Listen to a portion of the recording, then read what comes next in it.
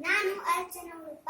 ನಾನು ಶಿವಮೊಗ್ಗ ಜಿಲ್ಲೆಯ ನಾಗರಾಳ ಗ್ರಾಮದವಳು. ನಾನು ಭಕ್ತಿಗೀತೆ, ಚಲನಚಿತ್ರ ಗೀತೆ ಹಾಗೂ ಶಾಸ್ತ್ರೀಯ ಸಂಗೀತವನ್ನು ಹಾಡುತ್ತೇನೆ.